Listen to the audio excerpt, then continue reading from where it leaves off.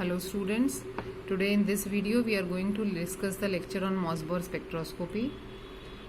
This Mossbauer spectroscopy is also called as nuclear gamma resonance spectroscopy or NGR in short form, that is nuclear gamma resonance spectroscopy.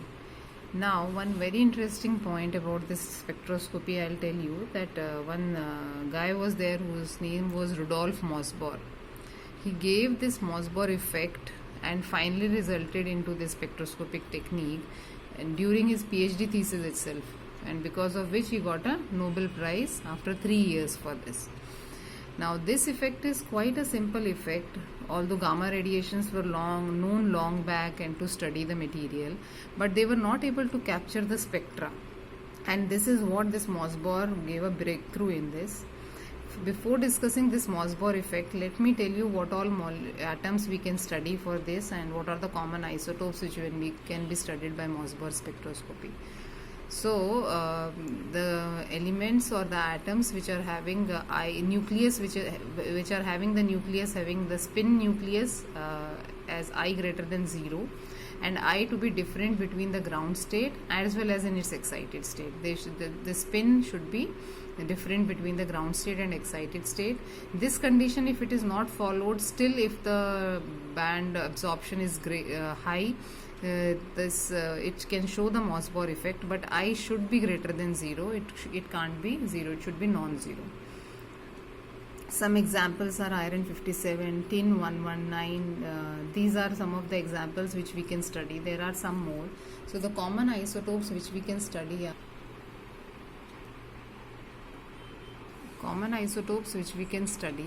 are this is 57 iron. I've tabulated them. These are the spin states in the ground state as well as in excited state. So it is half 3/2. The source is 57 cobalt. These are the sources basically which we are going to study, how the source works as a source for these materials which we are going to study. They are majorly the radioactive part which do the electron capture, and finally we get like 57 cobalt leads to 57 iron on electron capture. Then 119 tin goes to, this is again a radioactive one we have written, and then it leads to this one. The other tin which is at a ground state and which is not at all radioactive, and it emits the gamma rays. Then the sign of delta R by R, I'm going to explain this later in the video, but right now you can just understand it. It is negative for iron, positive for tin, antimony. Then 127 iron is there, 129 iodine is there, 99 ruthenium, 193 iridium, 197 gold. Then tellurium is also known to be Mossbauer active. These are the few elements which are whose spins are listed and their source is listed, and the sign of delta R by R is there.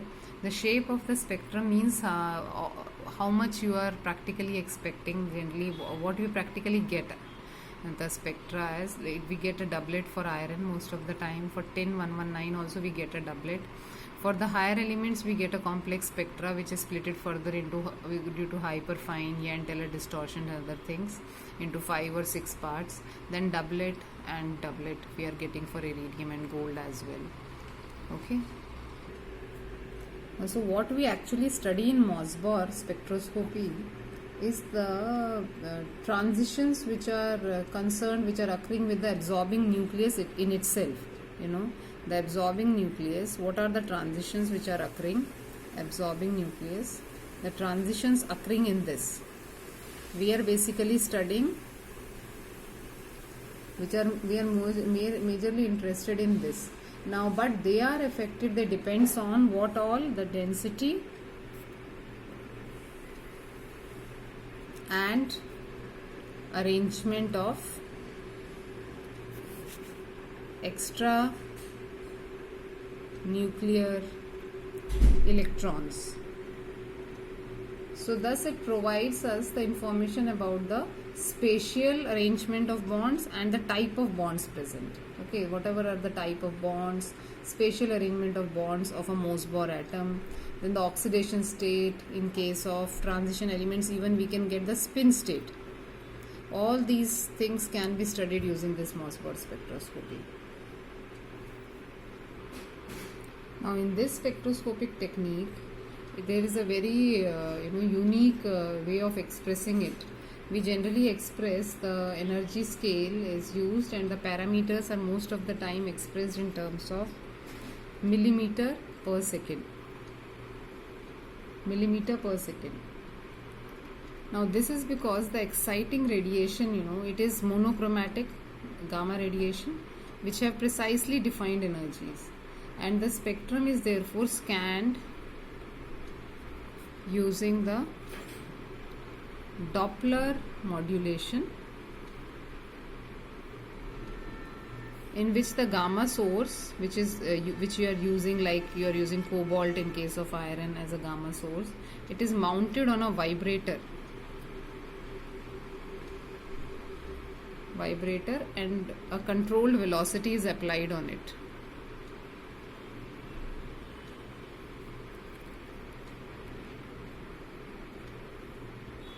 And the energy which is perceived by the sample is given by your Doppler effect only. Like we generally give it by a formula E equals to E gamma 1 plus nu by C, where nu is the applied velocity and C is the velocity of the light. Okay, this in turn means that the energy scale is different for different isotopes.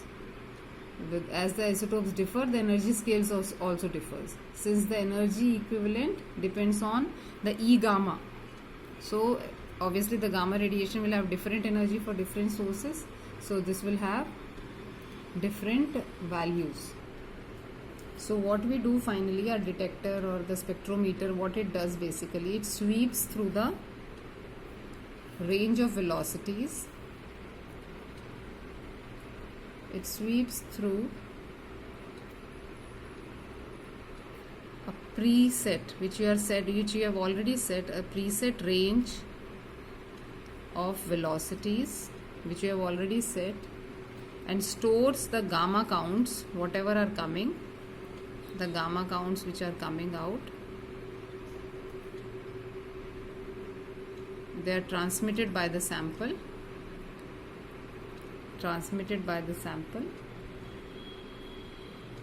In channels. Channels is nothing. Channel is basically your storing device, you can just say, as a memory. So they are just storing into different channels. Suppose my gamma count are coming differently. Suppose it is like 5 here, then 4, 3, 2, and then again 5, because we are doing repeated scans, 4, 3. So it is just putting different gamma counts into different area of memory, and finally they all are combined and you get a spectra like this. So they are stored in the channels of a multi-layer channel analyzer, so that each channel corresponds to your known segment of the velocity range.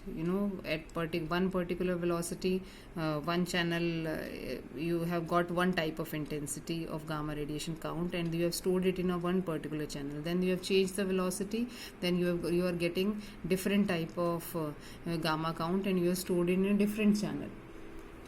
And when the scan is repeated and the results are accumulated until you get a satisfactory signal to noise ratio. Signal to noise ratio is there. You get a proper signal, you feel that the signal is no more very small, or it is not equivalent to a noise, you get a sufficient strong signal. You just combine these, stop the analysis, and by the normal statistical rule which applies to the signal to noise ratio, that is, it is proportional to the square root of number of counts. We have studied this is always in analytical chemistry. Okay, na? That signal to noise ratio is proportional to the square root of number of counts recorded. So the peak positions are usually determined by this computer analysis, and you finally get to understand that by this multi-channel analysis we can get a proper peak which we can study in terms of millimeter per second. Okay, now let's try and understand what is actually happening during this Mossberg effect. So you are having a source. Okay, This is an excited state. We are having a source that is a radioactive one. So obviously radioactive means it's an excited state, and it tends to give out energy. So this is an excited state, and this is the energy for a ground state, and you're getting an emission spectra. And resultant, there is a Z and N. You can say it's Z star and N star, and here it is Z and N. It is for the ground state. And resultant, you will get a fluorescence also, which is generally a gamma radiation, right?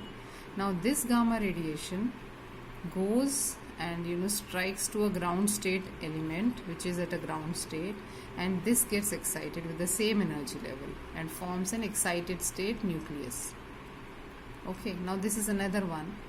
Now here what you get is absorption spectra. This is Eg, and then you get EE, that is excited state. So this acts as a receiver, and this acts as a sender for a Mossbauer source. Okay, now these gamma radiations, when they strike, they should excite, and this is the absorption spectra which we get. Now what is the problem in that? This is a very simple concept. They should have worked very easily, but what problem came? Let's discuss that.